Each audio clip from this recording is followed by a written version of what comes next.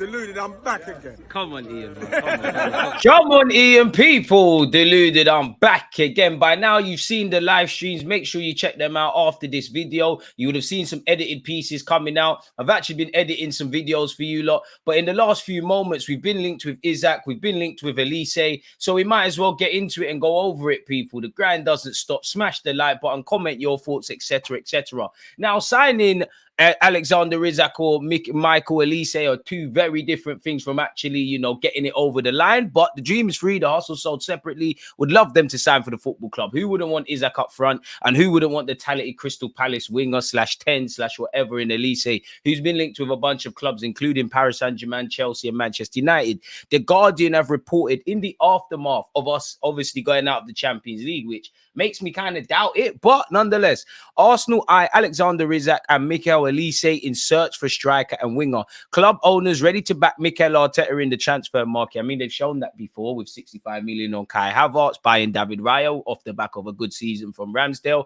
Obviously, Timber's been signing 65 million on Kai Havertz, so they have backed them. But has this come out because Arsenal are disappointed with obviously going out of the Champions League and with 6 games in the Premier League, everything's all to play for, and slim Premier League title hopes diminishing? I don't know, but let me know your thoughts. Arsenal are targeting a striker and a winger in the summer to strengthen Mikel Arteta's squad after their hopes of reaching a Champions League semi-final since 2009 were ended by Bayern Munich. 2 positions we could deal with, and we know we do. We know we've had successive defeats. We know KSE, Kroenke Sports and Entertainment, spent more than 200 million last summer on Kai Havertz, Timber, Rice, and on paper right now we've committed 27 million in the summer for David Raya's move to become permanent, and I'm sure there's a lot of other stuff. Signing Isak, being interested is one thing, signing him is another. But allegedly, it's understood that Newcastle striker Alexander Isak is one of the primary targets. He could cost about 100 million and was heavily scouted by Arsenal before his move to St. James's Park in August 2022 for an initial 63 million. So why did we sign him before? We hear that Newcastle have FFP issues. My thing is, I think they'll sell Bruno Gomes, another player that should be at the Emirates, before Isak. But let's get it done.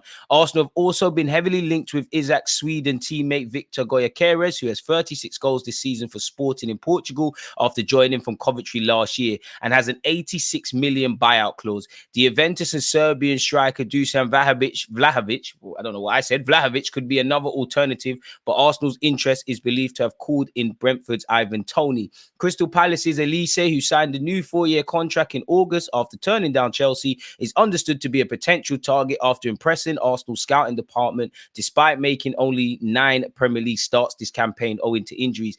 That is one thing with Isak, with Pedro Neto, with Olise, 3 players we'd all like at the carpet, injuries, and when you apply Arsenal tax, it could be peak.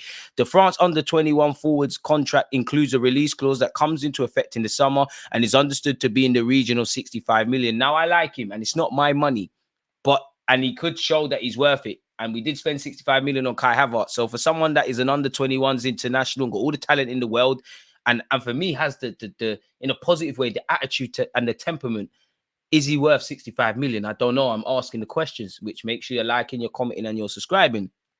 He is also being heavily tracked by Manchester City and Manchester United, among others. Apparently, he was a boyhood Manchester United fan, and with what Manchester City are doing, with who Pep Guardiola is, it's a player's dream to play for a manager like that. Whether you'll get game time as much as you would at United or Arsenal or Chelsea is another thing. Arsenal must take care not to fall foul on the Premier League's profit and sustainability rules by the club's sporting director, Edu. Olise obviously counts as homegrown, and with speculation with Reece Nelson, Emil Smith-Rowe, Eddie and Nketiah, where you look at 40 million shouts, could he even be offered as a make weight for Palace? That, you know, we're going to have to sell some players. Apparently, people, Edu is expected to be given a similar budget to last year's by the non-executive director, Josh Kroenke. KSE reported a 2.3 billion increase in its value compared with the previous year after success of its various teams across several sports, including the Denver Nuggets basketball franchise that won a first NBA title last year. I mean, with us being in the Champions League and the money it's getting, with us being in there next year, with what we're doing on the sporting front, it makes sense to keep investing and doing what we're doing, people. We all know we need to bounce back against Wolves. Big up Odegaard, but in relation to this video, it's not there. You lot know me. I'm a big fan of Benjamin Sesko. Arsenal are stepping up. Move pop-ups. Apologies. Arsenal are stepping up their plans to sign a forward this summer with RB Leipzig's frontman Benjamin Sesko on their radar. So I would like his at 100 million, but could the club say, do you know what? Sesko has about a 50 odd million euros release clause. It could be a cheaper investment for a talented player who isn't Premier League proven and doesn't have the goal scoring pedigree that Isak has, but for me, he's a quality player. The Gunners are drawing up transfer plans after their Champions League exit at the hands of Bayern Munich on Wednesday night. You'd imagine we know not necessarily the targets, but the range of targets and the areas we want to address this season, or better yet, for next season in the summer. We clearly need a winger, clearly need a striker, clearly need a centre middle too, probably some defensive reinforcements. And dependent, I say dependent because it's likely Ramsdale leaves, but if and better yet, when it happens, we need a number 2 goalie. Mikel Arteta wants to add more firepower to his squad next season, and the club have scouted 6'4" Sesko as they consider their options. He'd be a dream for set pieces and our improvement in that regards.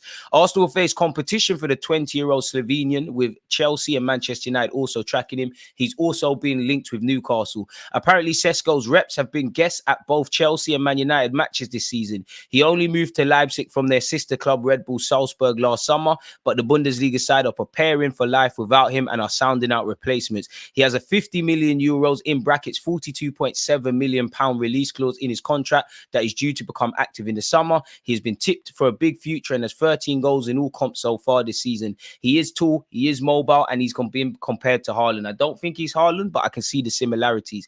Arsenal are looking at centre forwards and wingers, with Sesko an attractive option as he can play in both positions. I'd rather him play up front, but it is true. It is thought his wage demands will be lower than other forwards on the market, which also is true.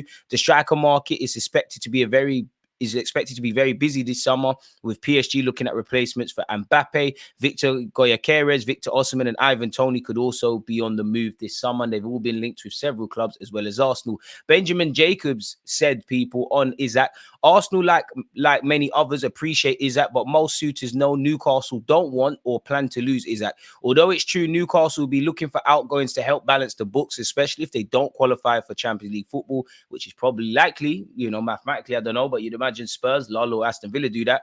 Isak is not a player I expect them to entertain offers for. So we'd probably need to put an offer down that is irrefusable, and he'd probably have to make it clear that he would like to move. Even that might not be enough. We already know Arsenal are planning to move for Gyökeres, people, after we've called our interest allegedly in Victor Osimhen, and we know we're looking for a marquee forward. But reports out of Portugal, pardon me, keep persisting, and apparently the London club will prioritise a deal for Victor Gyökeres over Osimhen due to the price tag and the higher wages involved for the latter. We all know Osimhen's release clause, it fluctuates, but it's anything from 100 to 111 as stated there, and 130 million. Gyökeres has an 86 million pound buyout clause in his contract, which we hope could be negotiated lower, and he earns 39 grand a week, so it could be a cheaper operation of sorts, people. But a few weeks ago, you heard because of Kai Havertz's form, we're not looking at a striker, we're looking at alternatives. This has said we've actually gone cold on Gyökeres, people. Apparently, there is no interest from Arsenal. And apparently, Edu is looking for a different type of striker this summer. So we'll have to see what's going on. But Gyökeres has been linked with Arsenal, United, Liverpool, Milan, Atletico, and Paris Saint-Germain, people.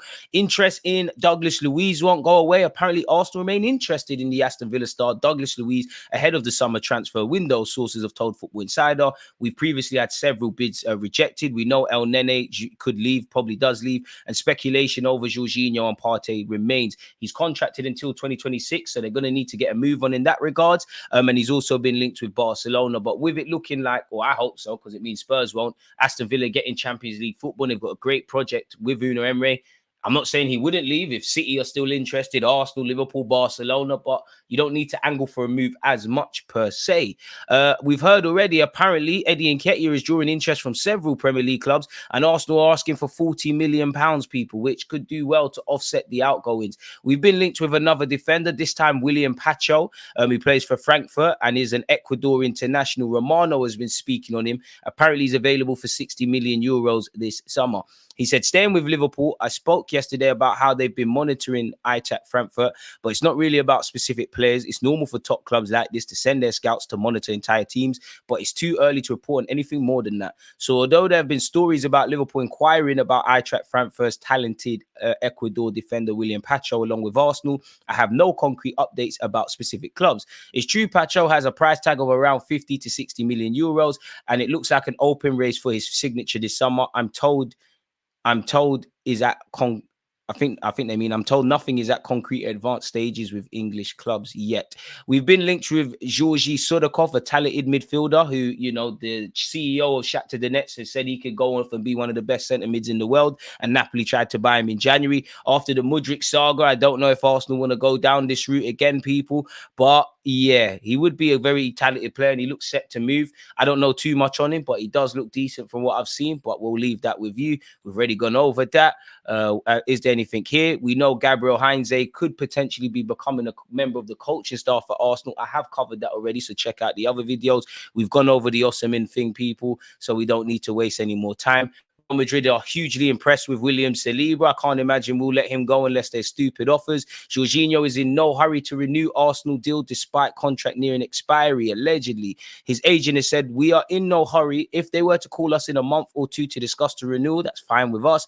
Would Jorginho like to return to Italy? Yes, of course, because he grew up in Italy and he likes everything about the country. So again, it's all options for Jorginho on the table. Does he want to go back to Italy? Does he want to get a payday in Saudi? Does he want to go back to Brazil? Does he want to stay at Arsenal? All the options are in his hands. In terms of outgoings, apparently Wrexham want to keep our young goalkeeper Arthur Okonkwo on a permanent transfer, which you could be a number 2 or number 3 option, but at Arsenal, but it's not going to happen there. Apparently, his contract is set to expire this summer, so he's leaving on the free essentially. So big him up for putting himself in the shop window, but that's that. Where Fabrizio Romano's concerned, he's spoken on Zinchenko. He said, it's a possibility. It's not guaranteed yet because from what I'm hearing, Arsenal's still waiting to understand what they want to do at the end of the season. They want to see what happens in the Premier League to decide what they want to do regarding investments in different positions, but left back could be one of the positions to cover. I mean, we need cover at left. We need cover, arguably.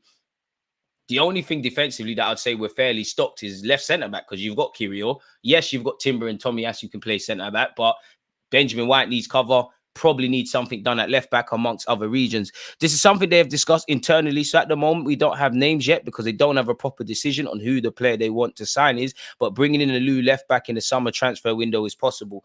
You'd imagine the bulk of what every club's transfer business, they're already talking with players and executives. So I don't necessarily believe that, but nothing to a degree has been decided. So we'll have to see in relation to Isak, Olise, Zinchenko, Eddie Nketiah departing and anything else, people. With that being said, let me know your thoughts and everything. Check out the rest of the videos. Don't forget to like, comment, subscribe, turn on your notification bells, pre the description, people, because it's got all the information on all the, platforms you can follow me on. Most importantly, stay safe, stay blessed. Peace.